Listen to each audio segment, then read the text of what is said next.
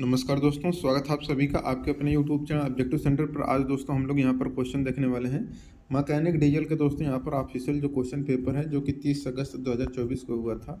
ठीक है, अगर आप लोग दोस्तों इस बार 2026 में ITI के एग्ज़ाम देने जा रहे हैं तो ये वीडियो आप लोगों के लिए काफ़ी हेल्पफुल होने वाला है, क्योंकि पिछले साल से काफ़ी ज़्यादा प्रश्न आपके एग्जाम में रिपीटेड देखने को मिलते हैं। तो चलिए स्टार्ट करते हैं। यहाँ पर देखिए ट्रेड थ्योरी का यहाँ पर प्रश्न आ चुका है। पहला प्रश्न कहा गया है कि थर्मोसाइफन प्रणाली में पानी का स्तर नीचे गिरने पर क्या होगा। तो देखिए थर्मोसाइफन प्रणाली में पानी का स्तर नीचे गिरने पर होगा कि जो सर्कुलेशन डिसकंटिन्यू हो जाएगा, परिसंचरण बंद हो जाएगा। और यहाँ पर दूसरा प्रश्न है कि बैटरी और स्टार्टिंग मोटर के बीच सर्किट में कौन सा जुड़ा हुआ है। तो देखिए बैटरी और स्टार्टिंग मोटर के बीच सर्किट में जुड़ा हुआ है वह आपका सोलेनॉइड स्विच होता है। तीसरा प्रश्न है कि यहाँ पर कि वुड और लेदर को भरने के लिए किस प्रकार के फाइल का उपयोग किया जाता है। तो देखिए वुड और लेदर को भरने के लिए हम लोग रस्प कट फाइल का उपयोग करते हैं। चौथा प्रश्न है चित्र में दिखाया गया प्लायर का नाम क्या है। तो ये जो चित्र में आपको प्लायर दिखाया गया है आपका साइड कटिंग प्लायर का फिगर दिया गया है। पांचवा प्रश्न यहाँ पर कह रहे हैं इंटरकूलर का कार्य क्या है। तो देखिए इंटरकूलर का जो कार्य है वो आपका है कि इनलेट एयर का तापमान कम करना। ठीक है। छठा प्रश्न चित्र में दिखाया गया पार्ट का नाम क्या है। तो देखिए यहाँ पर चित्र में दिखाया गया पार्ट का नाम यहाँ पर ये जो दिखाया गया है ये आपको slotted raised countersink head screw का फिगर दिया गया है। ठीक है।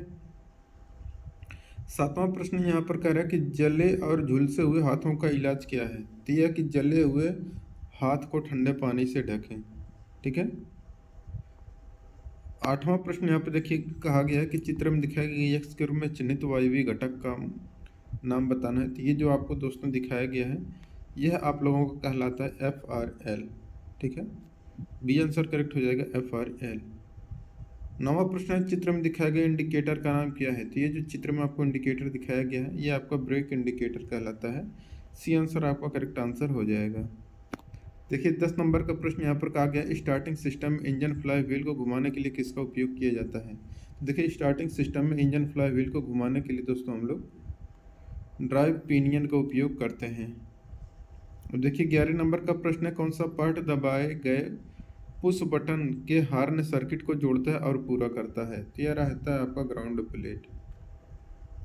देखिए 12 नंबर का यहाँ पर प्रश्न कह रहा है कि 4 स्ट्रोक साइकिल इंजन का कौन सा घटक निष्क्रिय स्ट्रोक के दौरान बिजली की आपूर्ति करता है। तो ये आपका रहता है फ्लाई व्हील। ठीक है। और देखिए यहाँ पर अगला प्रश्न है चित्र में दिखाया गया एक्स से चिन्हित भाग का नाम क्या है। तो यहाँ पर जो आप लोगों को एक्स पार्ट दिखाया गया है यह एक्स पार्ट आपका सिलेंडर हेड कहलाता है। बी आंसर आपके यहाँ पर करेक्ट आंसर हो जाएगा। 14 नंबर का प्रश्न है कौन से स्क्रैपर बड़े बियरिंग के लिए उपयोगी है। तो देखिए जो स्क्रैपर बड़े बियरिंग के लिए उपयोगी है वो आपका बुल नोज स्क्रैपर होता है। 15 नंबर का प्रश्न है चित्र में दिखाया गया की का नाम क्या है। तो ये जो आपको की दिखाया गया है यह की आप लोगों का दोस्तों कहलाता है फ्लैट सैडल की। डी आंसर यहाँ पर करेक्ट आंसर हो जाएगा, फ्लैट सैडल की है। 16 नंबर का प्रश्न है कि सिलेंडर बोर की वियरनेस मापने के लिए किस गेज का उपयोग किया जाता है। देखिए सिलेंडर बोर का वियरनेस मापने के लिए हम लोग बोर डायल गेज का उपयोग करते हैं। ठीक है। 17 नंबर का प्रश्न है कि जो डीजल फ्यूल कहाँ से प्राप्त होता है। तो डीजल नहीं, आपका डीजल फ्यूल है। ठीक है। तो डीजल फ्यूल जो होता है ये आपको दोस्तों क्रूड ऑयल यानी कच्चा तेल से प्राप्त किया जाता है।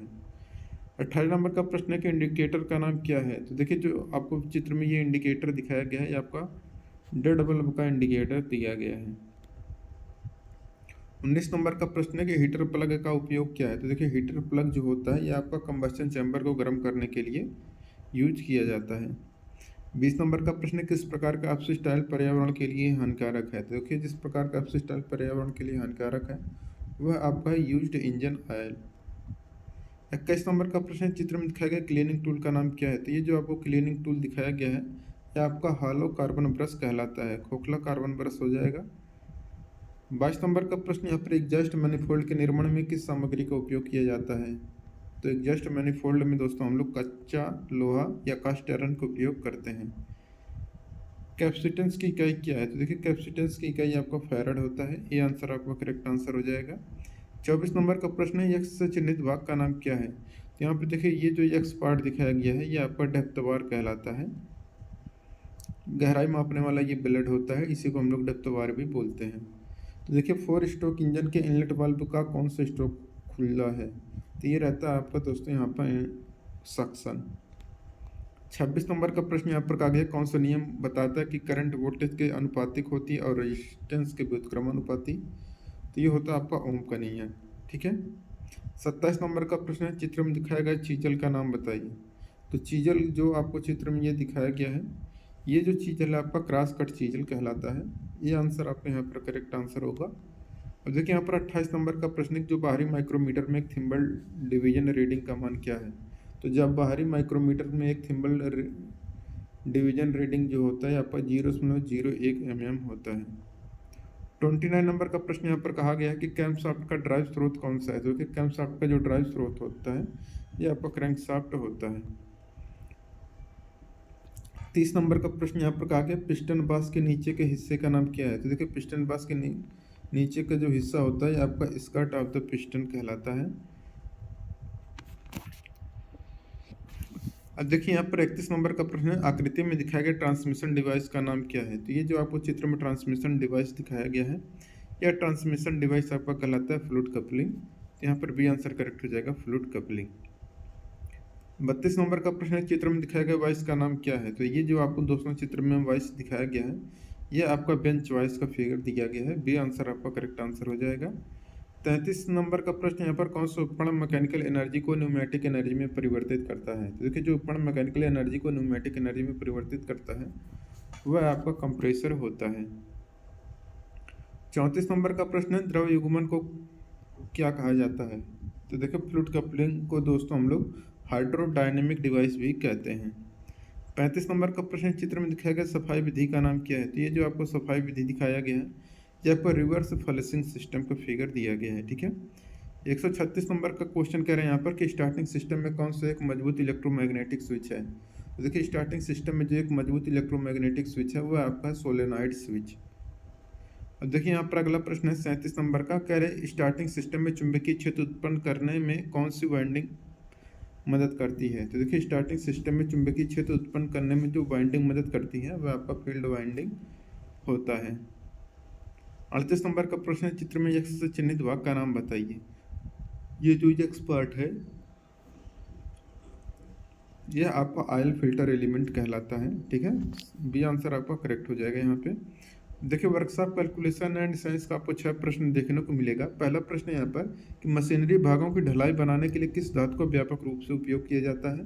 तो मशीनरी भागों की ढलाई बनाने के लिए यहाँ पर हम यानी कि बेस बनाने के लिए यहाँ पर हम लोग ग्रे कास्ट आयरन का उपयोग करते हैं। दूसरा यहाँ पर किस धातु में प्रमुख सामग्री के रूप में लोहा होता है। तो देखिए फेरस मेटल में आपका लौह धातु में आपका प्रमुख सामग्री के रूप में लोहा होता है। फर्स्ट ऑर्डर लीवर का कौन सा उदाहरण होता है। तो पेयर ऑफ सीजर। ठीक है। देखिए चौथा प्रश्न 529 का वर्गमूल होता है दोस्तों आप लोगों का 23 होता है। और पांचवा प्रश्न यहाँ पर एक वर्ग की अगर भुजा निकालनी है तो यहाँ पर क्षेत्रफल 625 है तो इसका अंडर रूट लेंगे तो 25 mm आ ही जाएगा। छठा है कि धारा की इकाई क्या होती है। तो धारा की इकाई आपका एम्पियर होता है। और यहाँ पर देखिए इंजीनियरिंग ड्राइंग का आपको दोस्तों प्रश्न देखने को मिल जाएगा। कह रहे हैं यहाँ पर कि उपकरण का नाम बताइए। तो ये देखिए आपको लकड़ी का हथौड़ा है, यही हमारा मैलेट कहलाता है। डी आंसर यहाँ पर करेक्ट हो जाएगा। दूसरा यहाँ पर चित्र में दिखाया गया सामग्री के पारंपरिक प्रतीक का पता लगाएं। तो ये जो आपको दोस्तों फिगर दिया गया है ये फिगर आप लोगों को कहलाता है दोस्तों यहाँ पर वुड यानी कि लकड़ी कहलाता है।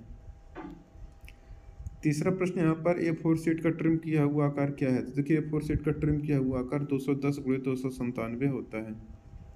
चौथा प्रश्न आईएस मानक के अनुसार कौन सा ड्राइंग आयाम सही है। तो ये जो ड्राइंग आयाम दिखाया गया है तो इसमें देखिए डायमेंशन को देखिए तीर के ऊपर दर्शाया गया है तो ये डायमेंशन आपका सही है।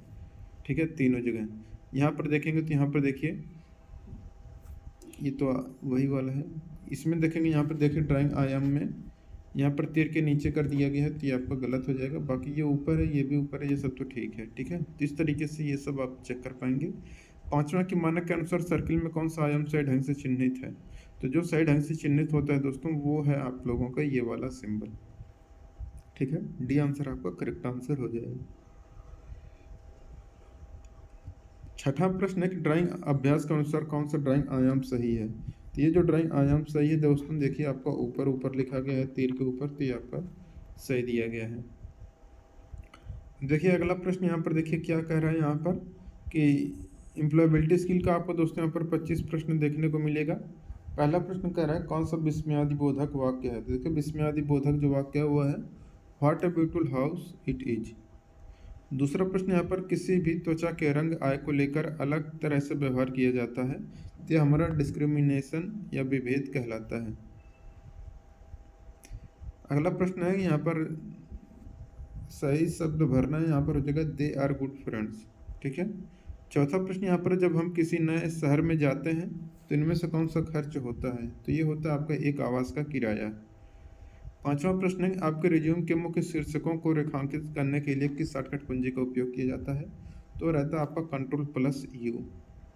छठा प्रश्न है कि जांच करने वाले प्रश्न आपकी मदद करते हैं तो ग्राहक की विशिष्ट आवश्यकताओं की पहचान करने के लिए करते हैं। सातवां प्रश्न NAPS का फुल फॉर्म पूछा गया तो नेशनल अप्रेंटिसशिप प्रमोशन स्कीम होता है। आठवां है कि नाखून काटने वाला हाव भाव किसको दर्शाता है। तो ये आपका इनसिक्योरिटी को दर्शाता है। नौवां प्रश्न है MS एक्सेल में वर्कशीट के संग्रह को किस रूप में जाना जाता है। तो इसको हम लोग वर्कबुक के रूप में जानते हैं। और देखिए यहाँ पर 10 नंबर का प्रश्न कहा गया है कि कौन सा सही चैनल है जिसके माध्यम से बाजार ग्राहकों तक पहुँच सकता है। वह आपको पहले मैन्युफैक्चरर, फिर रिटेलर, फिर आपका कस्टमर तक पहुँचेगा। तो दोस्तों अगर आप लोग इस वीडियो का PDF चाहते हैं तो आप लोग क्या करिएगा कि प्ले स्टोर से ऑब्जेक्टिव सेंटर एप्लीकेशन डाउनलोड कर लीजिएगा। इसके बाद ITI CBT पेपर वाले सेक्शन में जाएंगे और वहाँ पर आप अपना ट्रेड चूज कर लीजिएगा। ठीक है। डीजल मैकेनिक, वहाँ पर आपको प्रीवियस ईयर का 2025 का, 24 का, 23 का, 22 का, 21 का सारे प्रीवियस ईयर के क्वेश्चन पेपर डाले गए हैं, एक एक दो सेट। आप लोग वहाँ से जाकर बिल्कुल फ्री में डाउनलोड कर सकते हैं। जिनको निम्मी का क्वेश्चन बैंक चाहिए डीजल मैकेनिक का तो वो स्टडी नोट्स वाले सेक्शन में जाकर के ले सकते हैं। जिनको टेस्ट सीरीज चाहिए निम्मी का ऑफिशियल, आप लोग टेस्ट सीरीज पे क्लिक करिएगा, निम्मी टेस्ट पे जाइएगा। यहाँ पर workshop calculation science, employability skill और इंजीनियरिंग ड्राइंग, और नीचे जाएंगे यहाँ पर तो अभी बहुत सारे टेस्ट हैं जो कि आपको ट्रेड डीजल मैकेनिक के भी मिल जाएंगे। वहाँ से जा करके आप ले सकते हैं। ठीक है। मात्र 30-35 रुपये में। 11 नंबर का यहाँ पर देखिए प्रश्न कहा गया कि SWOT में इसका मतलब क्या होता है। तो स्ट्रेंथ होता है। 12 नंबर का प्रश्न है कौन सा स्टोरेज डिवाइस नहीं है। तो वो आपका है प्रिंटर। 13 नंबर का प्रश्न है कि इंटरव्यू एटिकेट में डोज क्या है। तो ये है आपका काम अप्रोच। 14 नंबर का प्रश्न है कि कंप्यूटर नेटवर्क जो एक क्षेत्रीय, राष्ट्रीय या वैश्विक क्षेत्र तक फैला होता है उसको हम लोग वाइड एरिया नेटवर्क या WAN बोलते हैं। 15 नंबर का प्रश्न है कि मैन्युफैक्चरिंग में प्रमुख परिवर्तन होता है। तो वो होता है आपका इंडस्ट्रियल रेवोल्यूशन या उद्योग क्रांति। 16 नंबर का प्रश्न है एक रिज्यूम होना चाहिए। तो छोटा और प्रिसाइज होना चाहिए, छोटा और सटीक, शॉर्ट एंड प्रिसाइज। स्मार्ट गोल में इसका मतलब होता है आपका स्पेसिफिक।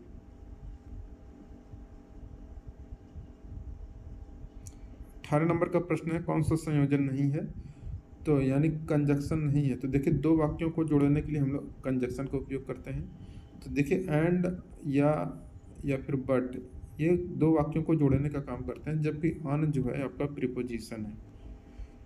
19 नंबर का प्रश्न यहाँ पर कहा गया है, कह रहा है जब आप शिक्षक, प्रशिक्षक या पर्यवेक्षक जैसे उच्च अधिकारियों का अभिवादन करते हैं तो आपको क्या करना का उपयोग करना है। तो यहाँ पर हो जाएगा गुड मॉर्निंग का। ठीक है। 20 नंबर का प्रश्न है वैल्यू आर। तो देखिए वैल्यू जो होते हैं हमारे दृष्टिकोण और कार्रवाई को प्रेरित करते हैं।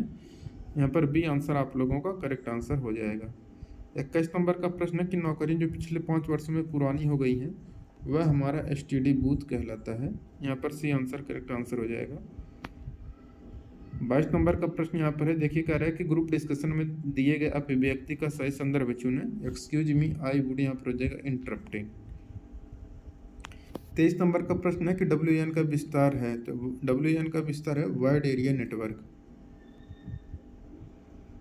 24 नंबर का प्रश्न है कि ROM का फुल फॉर्म होता है रीड ओनली मेमोरी। और यहाँ पर देखिए अगला प्रश्न है RTI का फुल फॉर्म होता है राइट टू इन्फॉर्मेशन। ठीक है। तो दोस्तों यहाँ पर इस तरीके से आपका यहाँ पर कंप्लीट होता है। जिनको PDF लेना है आप लोग objective centre application play store से डाउनलोड कर लीजिएगा। लिंक आपको डिस्क्रिप्शन बॉक्स में दिया गया है। मिलेंगे नेक्स्ट वीडियो में। Thank you.